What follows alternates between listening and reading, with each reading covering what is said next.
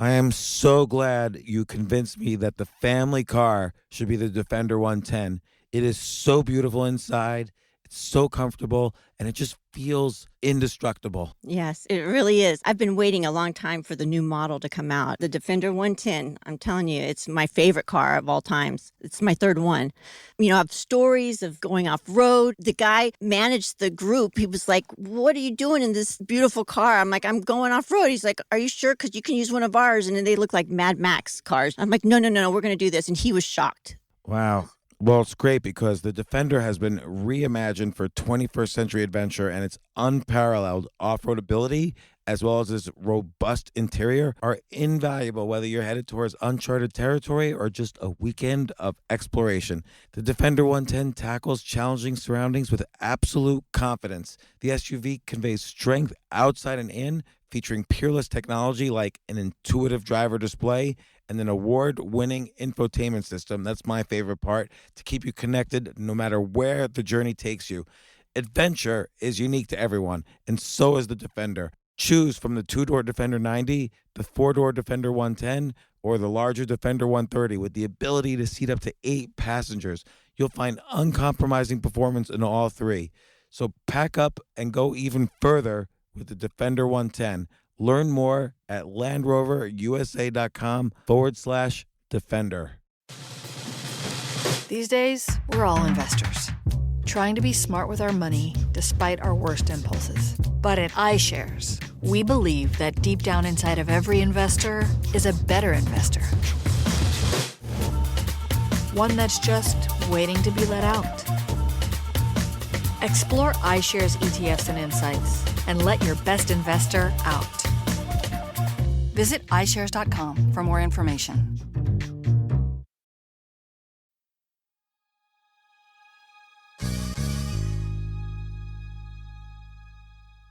Oh my gosh, literally love this couple that I just spoke with, Sabrina and Garret. They are living the dream. Garret was a chemical engineer. Sabrina did all sorts of jobs, and they realized, and they're married, they realized they just love dinosaurs, and they love talking about dinosaurs. And it turns out there's another million people around the world who also love dinosaurs, and adults, kids, whatever. And so they started a podcast, I Know Dino, and it got huge. They quit their jobs. They're making a living from their podcast and merchandise and so on. And we have a fun talk, not just about dinosaurs, but also how to start your own niche podcast and hopefully quit your jobs, and how great it is to live your passion and live your dream and work at it. And, I remember a few weeks ago, I had a podcast with Steven Kotler, who says in your 30s or 40s, you start to merge your passions with what you do. And that's a good way to get into flow. Now, I didn't really do that in my 30s. I wish I had, but Sabrina and Garret did. And it's just great talking to them. Here they are. This isn't your average business podcast, and he's not your average host. This is the James Altucher Show.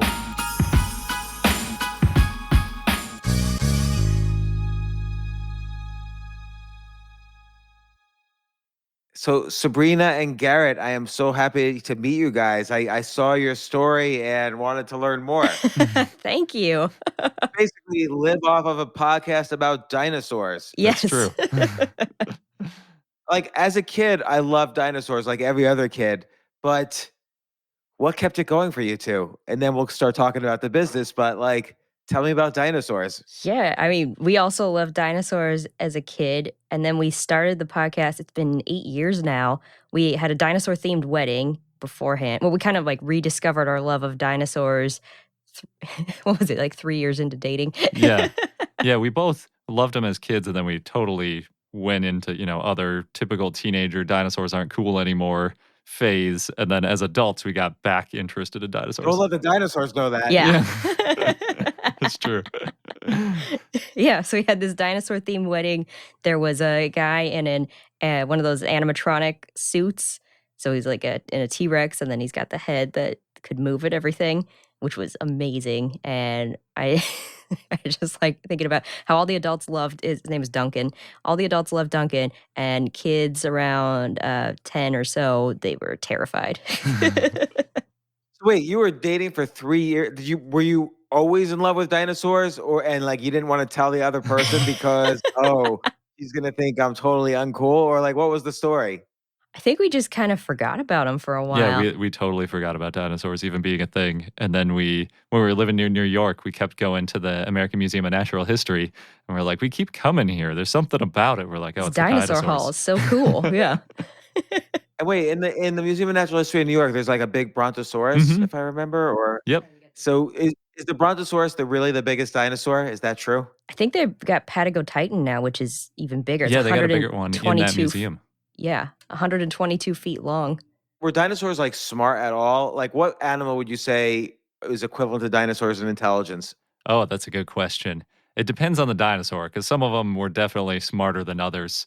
A lot of people think like T-Rex or like the big predators were the smartest because, they got to hunt and they might have to like cooperate a little bit, raise young, all that kind of stuff. So they might be like, I guess like a hunting bird now, like a hawk or something. Pretty clever. You could train them something maybe.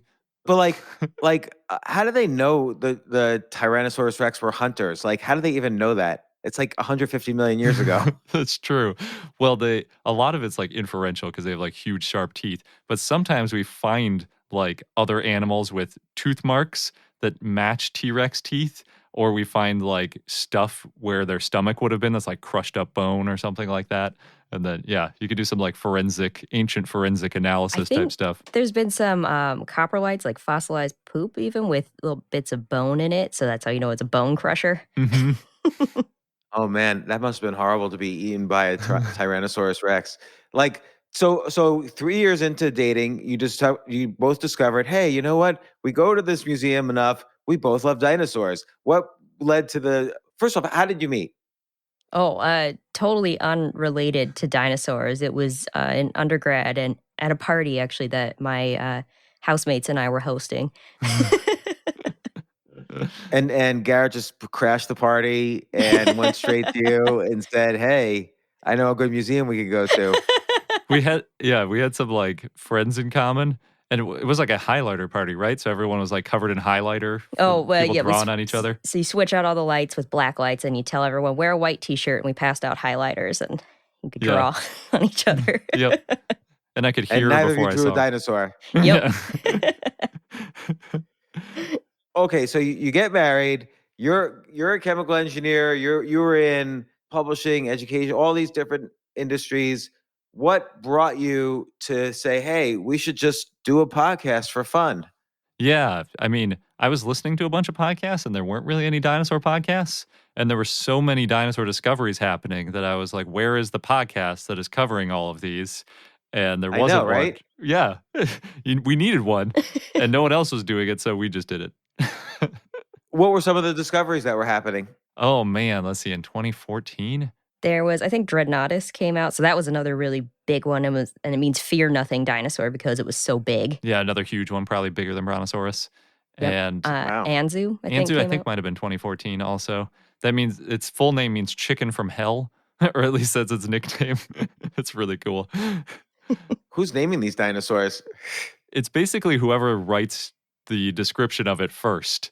So sometimes, especially back in the day, there was like a race to describe it because then you got to name it. It didn't matter who found it. If you like wrote it up, then you get to name it. That was the 1870s, 1890s. Yeah, that was the big race. But so in 2014, you decided let's get some recording equipment. And were you telling the stories about dinosaurs, or were you interviewing paleontologists whose articles you liked, or what were you doing? Both. Yeah, we started reaching out to paleontologists and there was it's a really awesome community. Like everyone's really passionate and excited to talk about their work. So we were very lucky. Like early on, we got some really big names, bigger than we knew at the time, I think. Yeah. Probably Joe Rogan wasn't reaching out to the paleontologist community. It's very true. Yeah, it is a niche. Well, there's very good advice, which is that when you're starting a podcast, you should like niche down twice. So, ancient history or paleontology wasn't enough. You had to go specifically for dinosaurs. Yep. And it turns out there was an excited group. Like on an average basis, who is listening to your podcast? Like what is the type of person who is listening to your podcast? It's basically people like me.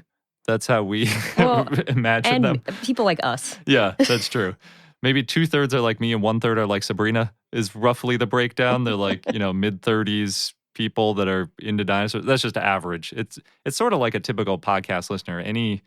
Mostly adults, but there are a few kids that listen. We've gotten people who'd say they listen with their family, so they listen with their kids or their grandkids. Yep. I would imagine like moms who are driving their kids, I'm being sexist here, it could be dads driving their kids too, are probably listening for themselves and for the kids. The kids probably are excited about it too. Yeah, that definitely happens. We've heard parents say, like, they use our podcast to bribe their kids to do stuff. Like, Get in the car. Yeah, exactly. We got to go. You can listen to this in the car, but you got to get in the car. That's funny. So you started in 2014, which by the way is when I started mine. Nice. And the good thing about like I don't have like a real specific niche, but the good thing I think about having a real specific niche like you guys is that the listeners are loyal. Like your listeners, it's like ride or die with you. Like they, they want you to be in business. They want you to do your podcast. They feel they have personal relationships with you probably. What's that like? It's really nice. Yeah.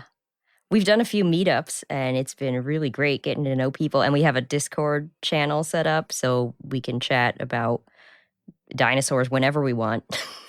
Yeah. Yeah, it's really fun. It was like during COVID when it was like, the world is on fire. We could go and we could just like talk to some of our listeners. And it was very uplifting. It's been great. Yeah, because by that point you had hundreds of hours of content too. Yeah. So they could binge on you and catch up. Escape reality. So like when you first started, did you think anybody would be listening? Like what did you first do? Like did you just say, "Hey, we're going to record something and put it on the internet?" Like how did you start it? Yeah, kind of. We reached out to a few paleontologists and did a few interviews, and then we recorded our first few episodes. We launched a few months before Jurassic World came out, which worked out nicely because Apple Podcasts ended up reaching out to us because they wanted to feature a dinosaur podcast around the time when the movie was coming out, and that really helped. So I think we didn't know what to expect, and then that happened and was like, oh, people like learning about dinosaurs just like us. This could really be something. Yeah. Yeah, and like were you ever in the beginning, of course, you're building your audience, like were you ever frustrated in the beginning wondering where this was going to go? I think in the beginning, it went pretty quickly. Sabrina is very good at starting lots of projects. She's very ambitious and hardworking. And so I'm sort of like along for the ride. I Know Dino would not exist without her if it was just me. If it was just her, it would probably still be here. But so she did a lot of the legwork early on and helped get it going. And we pre-recorded a bunch of episodes like in late 2014, and then we released them all in early 2015. And it sort of gained momentum organically, and we were seeing growth, even though it was just like, oh, you start out with 20 listeners. It was pretty quickly up to like 100 or 200, and it felt good because I would imagine if I was in a room and there were 100 people listening to me, that was enough to keep me motivated. And then maybe 6 months later was when we were featured on Apple, and then we were up to maybe 1,000 listeners or so. And then from that point on, it's like, well, we got to keep going. There's all these people. Yeah, and then you didn't have ads, right? You used Patreon to ask subscribe. And I think also that's the great thing about niching down so much is that they're very loyal and they want you to continue. So they're happy to contribute to Patreon.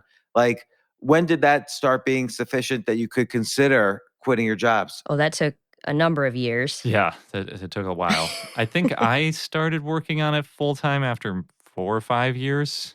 And Sabrina was just After last year, 6 right? years. Yeah, it was just like a year or two ago. I was able to quit my job, and now we're both doing it. Yeah. But yeah. How come he was able to quit his job first? Well, I got laid off. So it was like the decision was made for us, I guess. I was like, I guess you're the one doing it full time. And now, is it a great feeling like you basically could do this for the rest of your lives? Oh, yeah. Yeah, it changes our retirement planning a little bit because it's like, okay, maybe we don't need to save quite as much. We can make a little bit less and just keep doing this forever. At least that's the goal. Yeah, because it's like that Patreon thing just keeps on rolling. Yeah. So, like, do you ever run out of material or do you ever get bored of dinosaurs? God forbid. We were really worried in the beginning we'd run out of stuff or there'd be a week where there wasn't as much news. There's been a dinosaur discovered almost every week. And so it's been more of a, Really? oh no, what news do we not talk about this week? There's too much. Yeah. Now, Are birds descended from pterodactyls? They're from dinosaurs. So technically, birds are dinosaurs from like a phylogenetic or like family tree of animals perspective. Yep. But pterosaurs, like pterodactyl, they're a different branch. They're a very close relative, but they're technically not dinosaurs, just where we drew the line and said, like, this is a dinosaur, this isn't. It's totally arbitrary, but yeah, they're technically not. Are pterodactyls like bats? They're kind of like bats. There's only 3 animals that ever evolved flight that have vertebrae. It's just bats, pterosaurs, and dinosaurs, also known as birds. And the way that bats and pterodactyls did it it's like the way I always describe it is pterosaurs, they use their pinky to fly. They just like have one really long pinky, and that's what their wing grows out of. Bats have their hand, and then dinosaurs have their whole arm. That's basically the difference. What's a dinosaur that flies other than birds? I mean, like, what's an old dinosaur that flies? Archaeopteryx is like pretty much the oldest one we know of. It's a cool one. Wow. And so you guys have you ever considered, like, just on the side getting PhDs in paleontology? Or you don't even need them, right? Because you are, at some point, you're the most well-known experts on dinosaurs in the world probably at this point. We have considered getting a PhD, but it's one of those things where What would be the point? Yeah. And they're useful if you want to do research, if you want to teach in a university or something like that, but that's not what we're trying to do. So, Well, yeah. that's actually the cool thing about paleontology we talk about on our show a lot of time and with a lot of our guests is like there's so many paths to it because yes, you can go the PhD route, but you can also go the science communication route, or you can just go out and start volunteering at museums and preparing fossils and going on digs. Like you get a lot of experience in a lot of different ways. Yeah, a couple of the most famous paleontologists in the world never got a college degree because they went out in the field and they were digging and all that stuff, and yeah, just made it work. Oh, that's great. I highly approve of that. So have you gone on digs and done podcasts from digs? We've got on digs, and I am terrible at spotting fossils to the point where there was a little, like an intro training session before the actual dig part, and where they knew where some fossils were in the ground, and they're trying to see if we could find them. And there was one right by my foot, I guess. And I just kept missing it because it looked like all just regular rocks to me. And they asked me if I was colorblind because these particular fossils were an orange They're shade. Like, look for the bright orange thing right by your foot, and you're like, I don't see it. Wait, what kind of dinosaur were they fossils of? What was that one? It was some kind of vertebrae of. It was pretty fragmentary. My guess is there's this dinosaur Maiasaura or maybe Troodon. It was in that formation, so maybe it was one of those two. Maiasaur is a big duckbill. Troodon is a little velociraptor-ish looking thing. Yeah, this is out in Montana. In Montana. But then for the actual dig, I did redeem myself because I managed to find pieces of fossilized eggshells. Yeah, we were at a nest. Yeah. Oh, wow. And I guess that gives clues as to, I don't know what does it mean to find eggshells? They were trying to figure Yeah, out the way they- like how part of it was like how many layers deep it is, because if they return to the same nest site over and over and over again, then that's sort of like a behavioral thing like some birds do now where they like have their nesting community. They come back every year. And I think they were still trying to figure out what kind of dinosaur it was too. So hoping to find like a bone mixed in with the eggshells. Really hard to tell from just an egg what dinosaur belonged to or eggshells. But I guess it tells you how they birth. Did any dinosaur birth children without eggs? We don't know for sure. So like birthing live young is evolutionarily a relatively easy thing to evolve. And the only way you'd know is if you found like a fossilized dinosaur and like a fossilized, fetus inside it. And we haven't found that. So like all the ones we know of, we've seen lots of them that lay eggs. We found them with eggs inside them, and we found them with, sitting on nests of eggs and stuff like that, but we've never found one with a live young.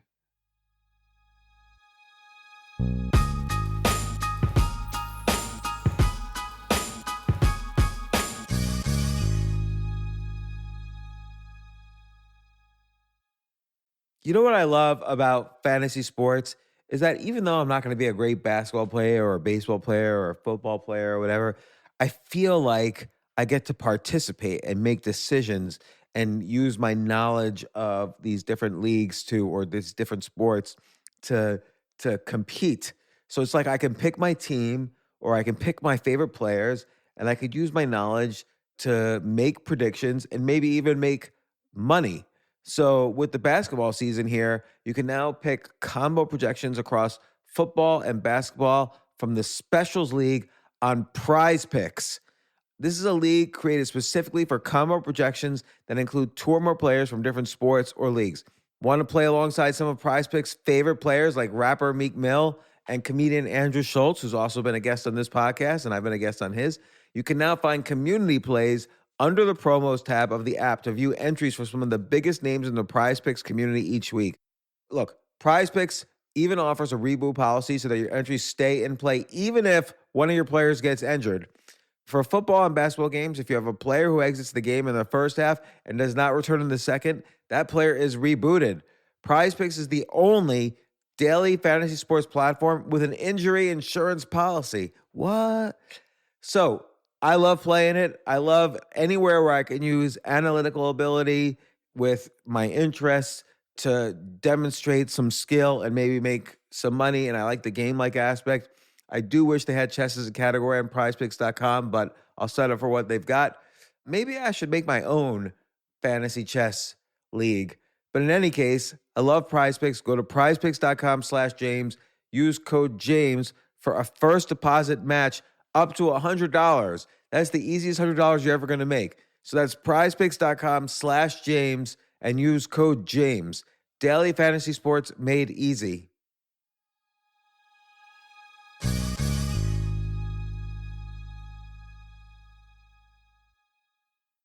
The future of learning is definitely online. Like, it's such BS that you have to spend $200,000 or take $200,000 in loans and go to some fancy school when it's useless. It doesn't guarantee you a job. Most employers, including me, do not care about degrees or grades or anything like that. We want to care that you love what you're doing, that you know what you're doing, in some cases that you have experience or that you're willing to learn. But people in general love learning and are curious. Like, the key to success is curiosity. And I think masterclass.com is the perfect model for online learning. I'm really happy they're sponsoring this episode. If you're going to give a gift, give the gift of learning. Masterclass makes a meaningful gift this season for you and anyone on your list, because both of you can learn from the best to become your best, from leadership to effective communication to cooking. Let me tell you some of the classes I've taken. I've taken comedy from Steve Martin. I mean, can you believe I can take a class from Steve Martin on comedy, or Judd Apatow, my favorite comedy director? I could take an actual class from him on writing. Wolfgang Puck on cooking. Dan Brown on writing, or Judy Bloom, who's been on this podcast, on writing. By the way, Wolfgang Puck also has been on this podcast. It's such a pleasure. I try to take classes all the time from masterclass.com.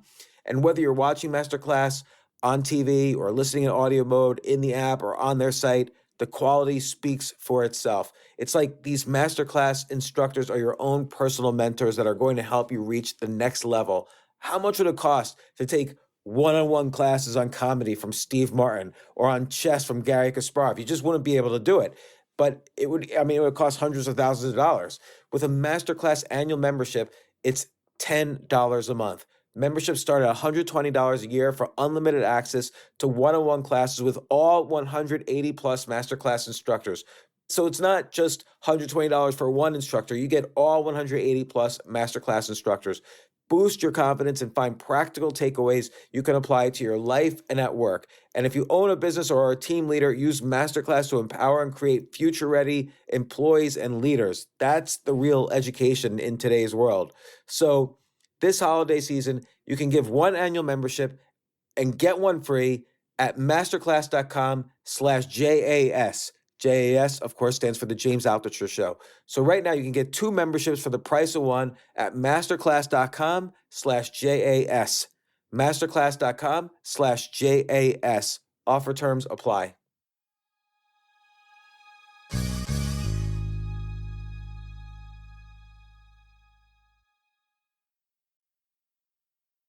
So you were learning so much about dinosaurs. You were having fun. Your audience was loyal. When did you first start asking for $1 for Patreon? I think that was about 6 months in. Yeah. Yeah, it was 6 months in, and we started the Patreon. And then we did end up start working with advertisers. And we started off with ones that fit really well. So we went on this road trip to Alberta, Canada, a couple of museums there, and then a couple museums in Montana. That's where we did the dig.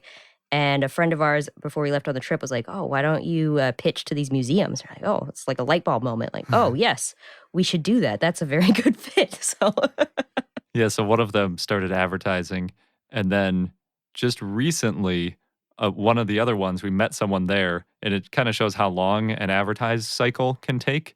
We're like just now about to start advertising with one of them. This was what, 7 years ago, 6, 7 years ago. something like that. Yeah.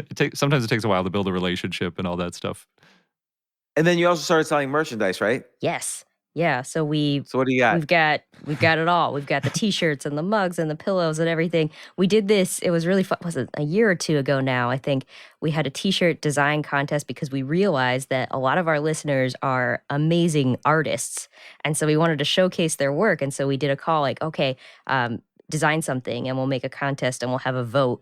And we got something like 22 designs or something, and then like I think even in the thousands of votes. Yeah. And you ended up adding 5 of the design, I can't remember. We It were was originally hard. just going to do one. Like, we'll pick the best one, and hopefully we'll get like or at the one least that 3. the one that got the most votes. But then I was like, oh, these are all so good. Where do we draw the line?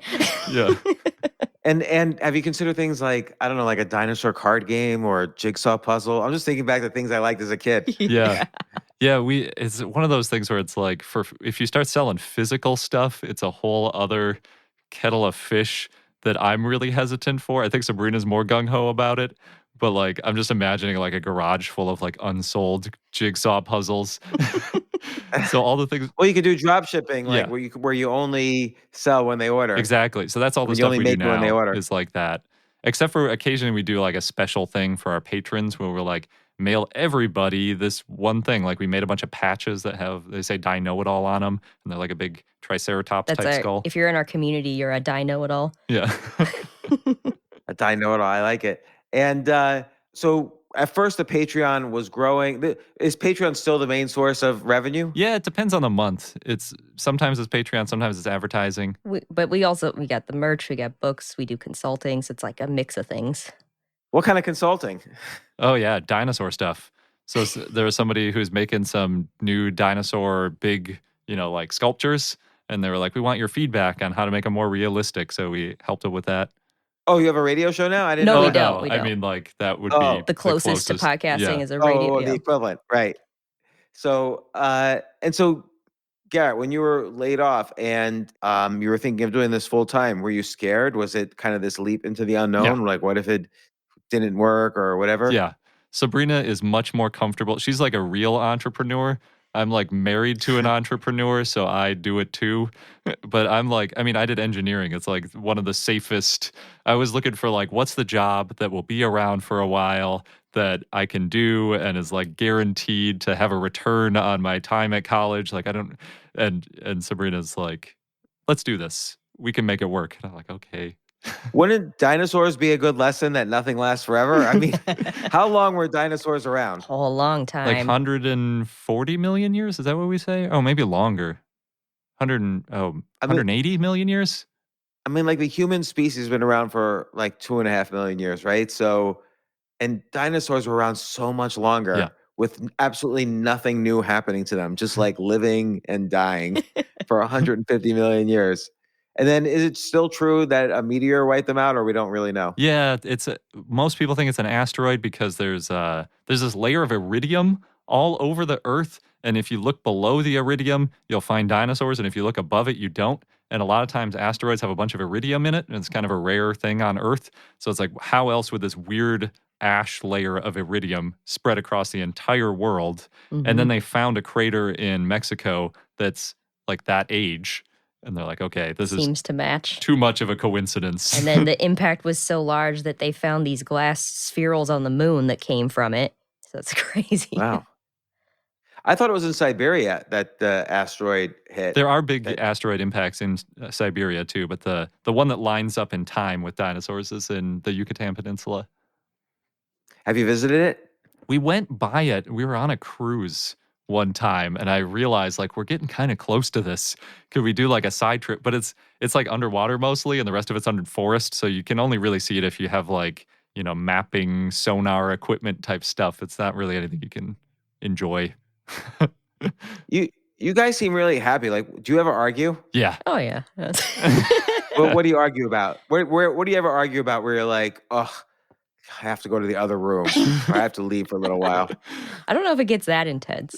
Yeah, I don't think so. With dinosaurs, we argue about which is better. So Sabrina likes the long neck dinosaurs like brontosaurs. I like these slightly more obscure ones called ankylosaurs, which have the big club tail and the armored back. They look kind of like a turtle. And sometimes we argue about that. Yeah, we don't argue about too much. You don't argue about who's doing the dishes or Oh yeah, we worked that turning out out the years lights. ago. Yeah. Okay, good. And no kids yet, right? Or Oh do no, you have kids? we have a kid. Yep, a baby. And well, the baby doesn't like dinosaurs yet, but you're gonna Not yet. We have a lot get of him or her. of dinosaur onesies, so starting early, but it's too early. It's too soon to tell. Yeah, they're either going to love Yeah. dinosaurs or completely hate them. Yeah, they're not gonna be embarrassed about you when their friends come over and there's dinosaurs everywhere. Exactly. We might be cool for like 6 months and then they'll be like, okay, I'm done with dinosaurs. Right. What would you say, like, for someone who's starting like a niche podcast, is it too late to do what you did, for one thing? Like, it's 2023. Can someone start a niche podcast now or any kind of podcast now and do what you did and eventually quit their jobs doing it? I think so. There are other podcasts now. They're not dinosaur specific, but they're paleontology that are Mhm. really great. And a lot of people doing good work and also have Patreons and stuff like that. And I think that's the key that was in 2023 is having that niche and then Yes. making sure it's something that you really enjoy talking about because you're going to be at it for a while. Yeah, and if it's something new too, Yeah. I was just at a podcast conference and I met a woman who has a podcast about stuttering, and there wasn't any. I think it's called the Proud Stutter or something like that. And so she just talks about stuttering, and there's a community out there, but there wasn't a big, stutter podcast community. And she found an angle, and it's gained a lot of traction. I think she started it like a year ago, maybe even less, and she's already like getting nominated for awards and stuff. So if you can find something, that combination of like, you're passionate about it and the world doesn't have it, then you can do it. But doing like a new general podcast right now, like I have a lot of great ideas and I'd like to just chat about how smart I am. Like that probably it might be a little late for that. There's a lot of those. Well, around. you would know And- more about that. Yeah, I mean, I experiment with niche formats so that I can keep my own inspiration going. Like, because there's only so much you could talk about. Hey, what's the best things to do in life? Oh, don't eat sugar and be grateful every day. Like, there's only so many times I can hear that on my podcast. But like, it's so exciting though to do something niche because of that loyalty. What are some best practices you would recommend for people who are starting out? Be consistent in however. So for us, we publish every week and we make sure that no matter what, we're going to get an episode out. Also, just making sure every episode is the best you can make it be. Mm-hmm. Yeah, the quality is important. It's not as important since I do our sound editing. I always feel like, oh, everyone's going to notice if there's like this little click here. People really don't care that much. They care more about the content than the exact audio quality, but that doesn't mean the audio quality can be totally terrible. Yeah, have fun. Yeah, that's a pretty impressive mic you both have right there. Like, Jay, our audio engineer, Jay, are there mics better than mine? All right, good. It's still very impressive. What are some other best practices? Have fun with it. People can tell if you're enjoying it or not. And like our early episodes, when we were both working full time and then we would be recording late at night, sometimes we were a little bit tired. I think one of our comments was, "Get these hosts a cup of coffee."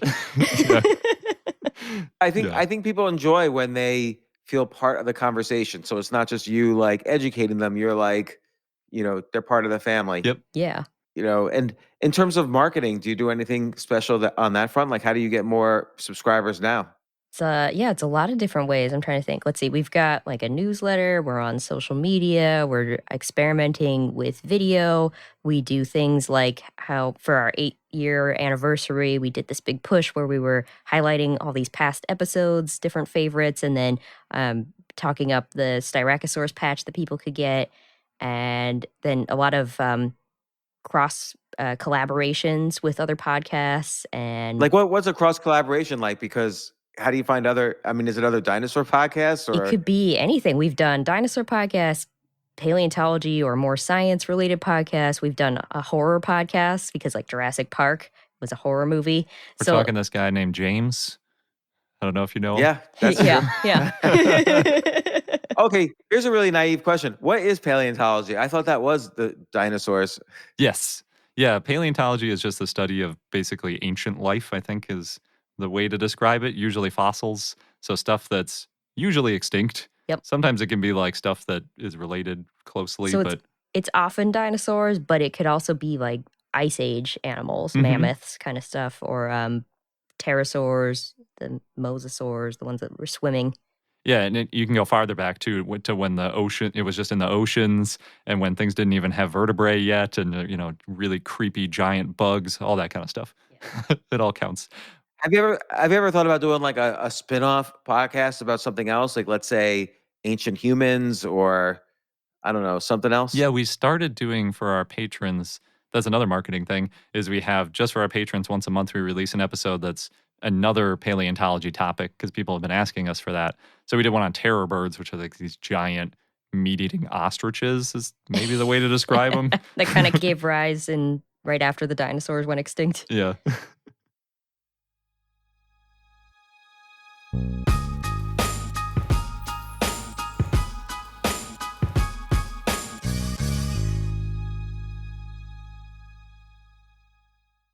Oh my gosh, I love these clothes. Mizzen and Main. That's Mizzen and Main. It really is the most comfortable work clothes. Travel clothes. I had to travel this whole week. I'm traveling for a week and a half, and I just took Mizzen and Main clothes with me. Close out 2023 in style with comfortable, breathable, packable, and machine washable pieces from Mizzen and Main. As you wrap up your year-end goals, enjoy a Mizzen and Main dress shirt that you can wear confidently. I like that they've very, very just nice, solid colors. I don't really like to get all fancy in patterns and everything, although they do have some pattern shirts, but very comfortable clothes, stretchable pants. It's just super comfortable, but they look professional and you can wear them casually or professionally. I like some of their flannel shirts or untuck shirts. I love untuck. I never tuck in. So again, whether you're shopping for a special someone or giving yourself the gift you really want, I just buy myself gifts.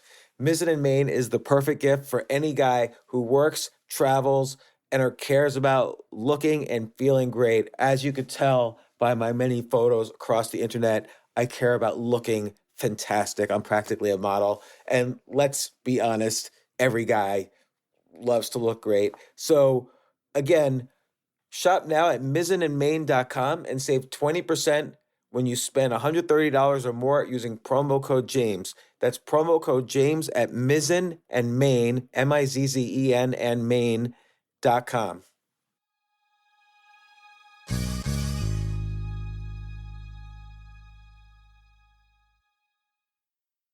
This is such a valuable service for all business owners, big businesses, small businesses, doesn't matter. I wish I had this in the many different businesses that I've started.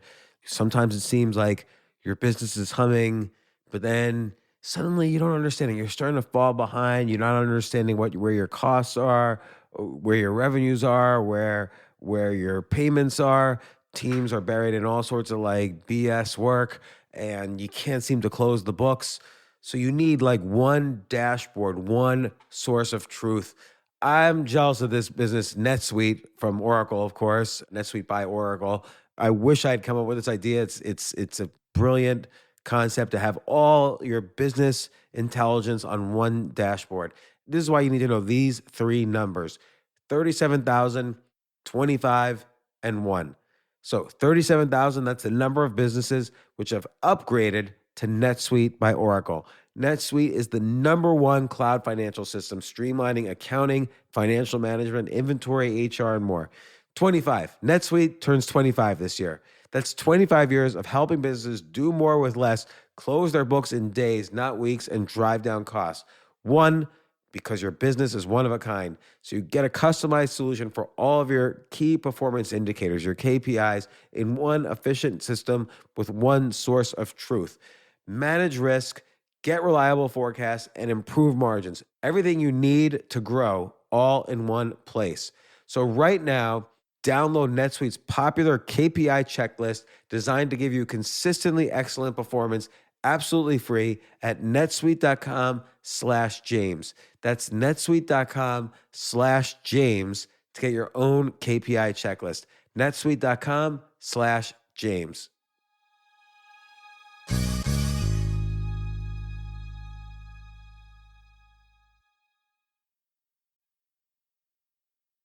Does that ever give you perspective? Like, okay, these dinosaurs were around for 150 million years, and then this random event happens that wiped them all out. And somehow or other, I guess something must have survived because somehow or other, every other species came from that, but no dinosaurs are left, really, and not the big ones. So it kind of gives you this weird perspective, like that could just happen. Yeah. Yeah. But also, because they went extinct, we're here today. Yeah. So that's nice. Yeah.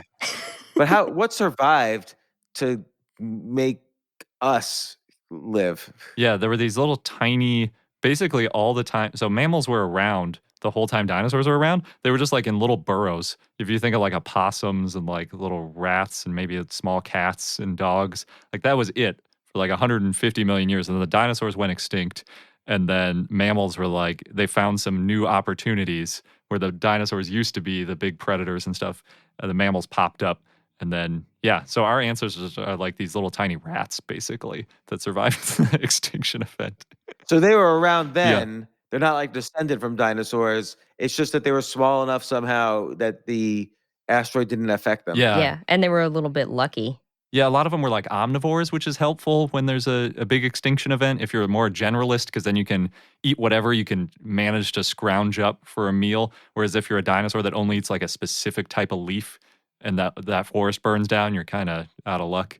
Yeah. And how long do you think the extinction event lasted? Like, was the skies black for 1,000,000 years, or what happened? There's a really... Or did it just take 1 year and they were all gone? There's a really good book that came out last year called The Last Days of Dinosaurs, and we're fans of the author, and she paints this great picture of like what it was like the hour after, the day after, the weeks after, and it affected things for... It was years. Years. I think the estimates now range from like 4 to 20 years of basically like dark sky, soot all over the upper atmosphere, nuclear winter level badness. And how does she know? A lot of research. Yeah. Yeah. Yeah. A lot of it's modeling for like how, because we can tell like how there's the glass on the moon and stuff. Mm-hmm. We can kind of tell with the impact and the angle. They figured out like the angle and the speed, how much ash would have gone up into the upper atmosphere, and you can find it in the rock. And then like about how long it would stay up there, because we have volcanic eruptions and stuff you can compare to, and then see like, okay, it would have blocked out the sun for this long, so the temperature would have dropped this much for this long. And yep. And we like one thing we think now is that there was an earthquake that lasted a few weeks. Just some terrible things. Oh my gosh. Can you imagine? I would probably just kill myself at the first. You probably wouldn't have at to. the first inkling. Yeah, probably it would just happen. The whole world would go upside down. Yeah. And again, like in terms of best practice, like are you researching 24 hours a day? Like what's most of your day like? If you put out one episode a week, what's Tuesday like? Well, Tuesday is my research day. So my editing day. Yeah. So I go through all of the news items that came out and track down the papers, and then we figure out like, okay, what do we want to cover? We're trying to do more themed episodes now so that it's a little more cohesive. And yeah, and it's like, what's exciting? And then if there's somebody we want to reach out to, like, oh, they did this really cool paper, let's see if we can get them on the show. We'll do that. Yeah, I think Sabrina basically works on sort of the planning a little bit every day because she does the social media too. So she kind of combines the two. She'll find stuff to tweet about and at the same time write it down as a potential thing for a future podcast, and then sort of whittle through that list. And then as they get too old or aren't lumping with other things or aren't interesting enough, then they'll kind of get removed from the list. And then, yeah, she often tells me, this would be a good thing for you to cover. And then you can tell she's the driving force behind it. And on days when you don't do a lot of work, are there other things, like other hobbies or things you like to do? Yeah, there used to be, but now that we have a baby, We don't have hobbies anymore. We All used to baby, travel all a baby lot. all the time. Yeah, we used to travel.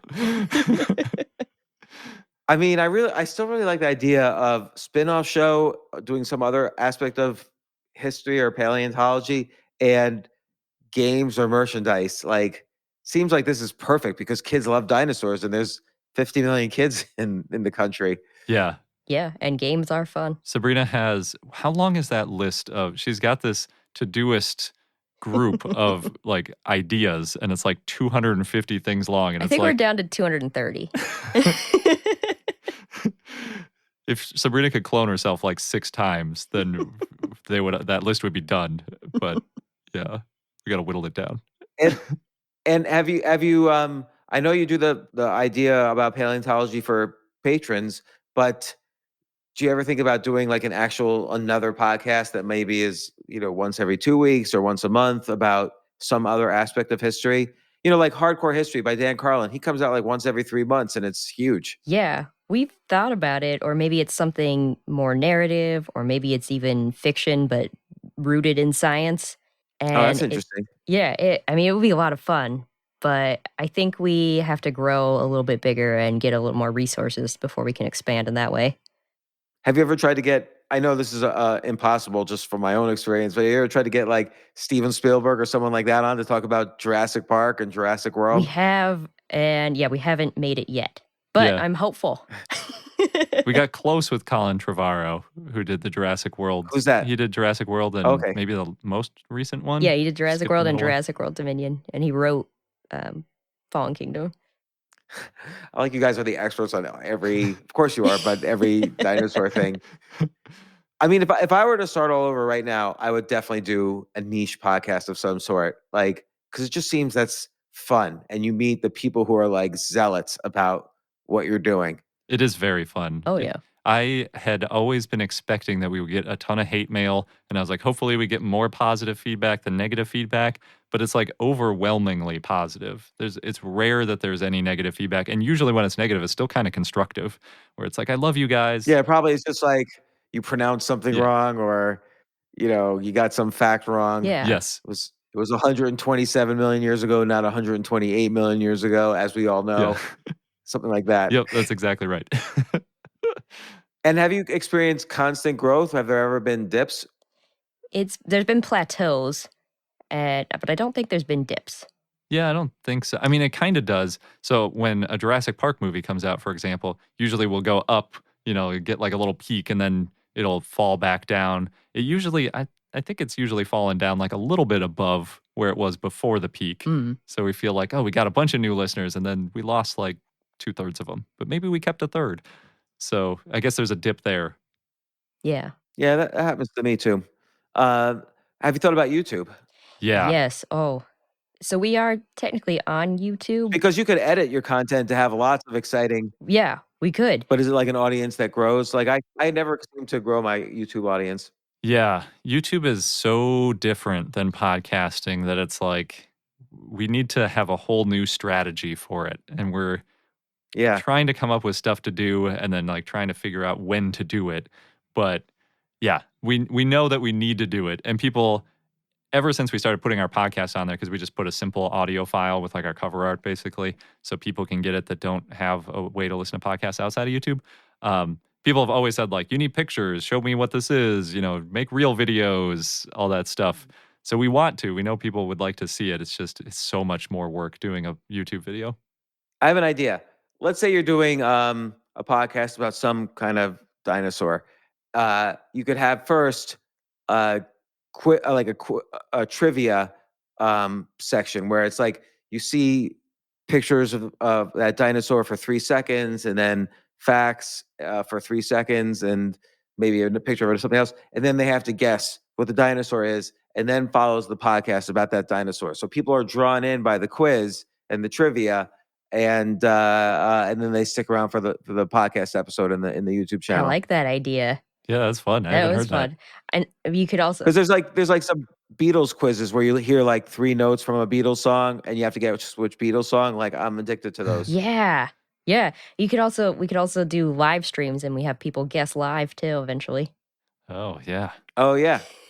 That's a That would be good. You know what? It would be good for patrons actually to stream you doing on Twitch, you doing research about dinosaurs, about the next podcast. oh I my don't god. know how So people fun could that would watch be you. to watch.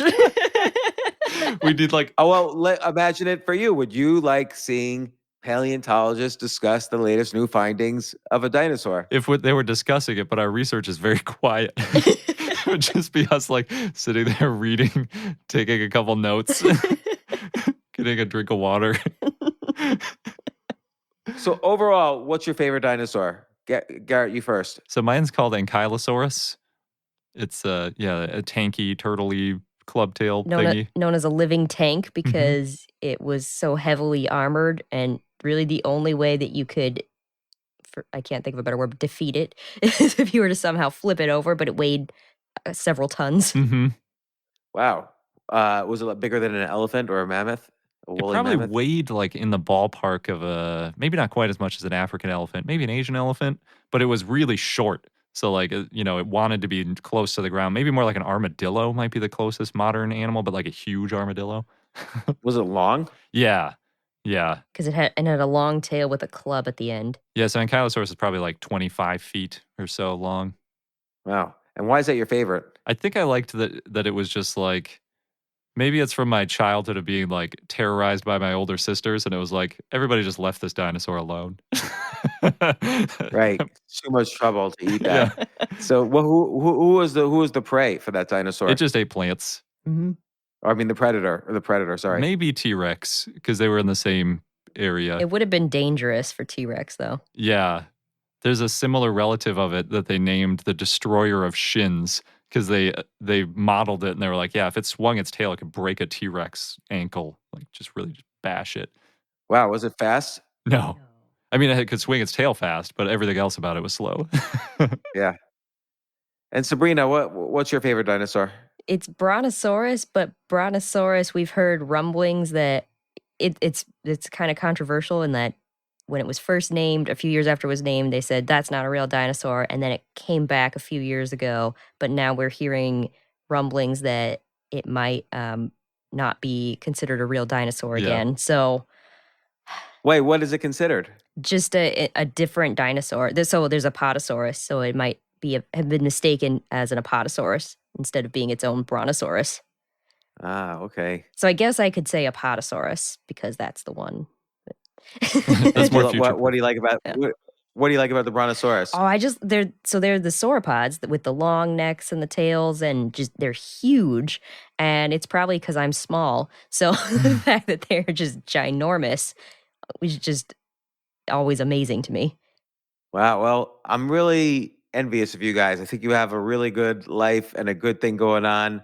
And I hope people listen to this and get inspired to find their own niche podcast categories. What's the most strange niche podcast you've encountered? Because this is like your area.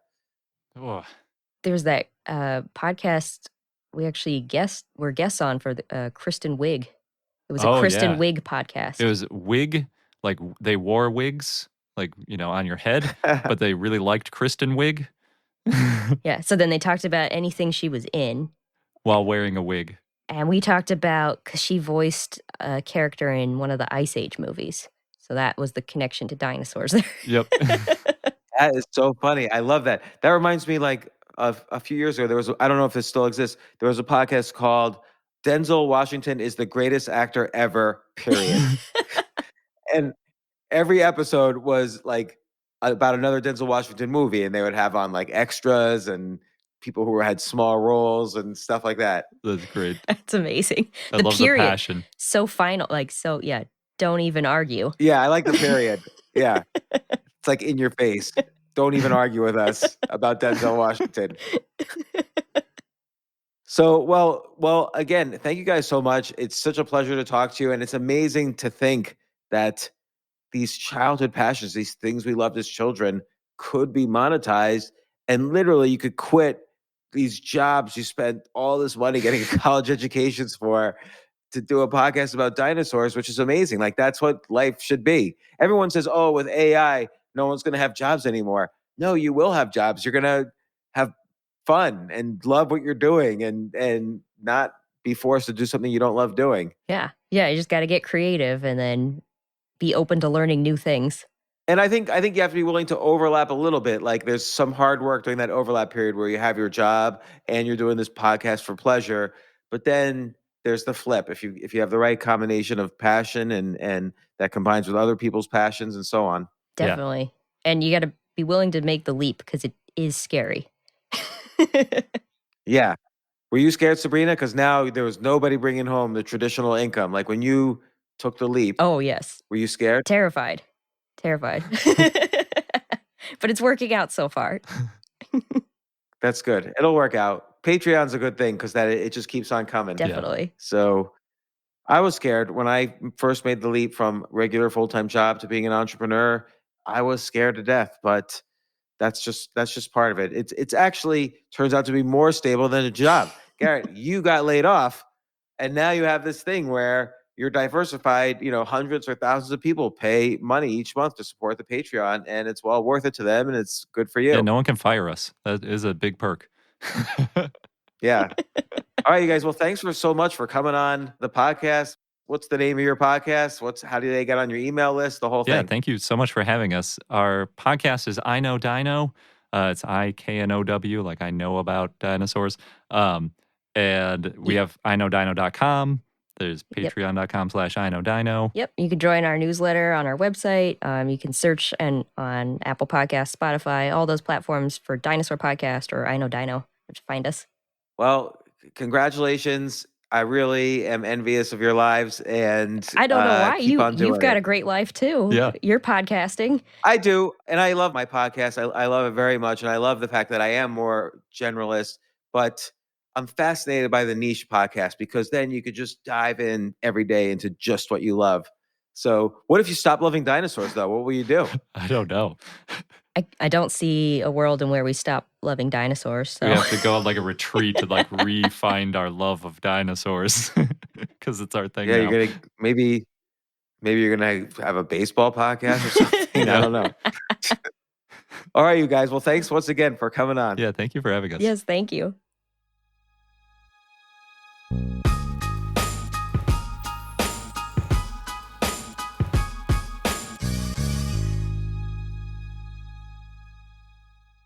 Is your dog chomping on your sneakers while you're busy tuning in? Toss him a Benebone. Made right here in the USA, Benebone chew toys are bursting with slobber-worthy flavors like real bacon. And since dogs don't have thumbs, we made them paw-friendly to get a good chew going. Use discount code DOG30 at Benebone.com for 30% off every bone on the site. That's DOG30 for 30% off everything at Benebone.com. Your tennis shoes will thank you. Pandora makes it easy for you to find your favorite music. Discover new artists and genres by selecting any song or album, and we'll make you a personalized station for free. Download on the Apple App Store or Google Play and enjoy the soundtrack to your life.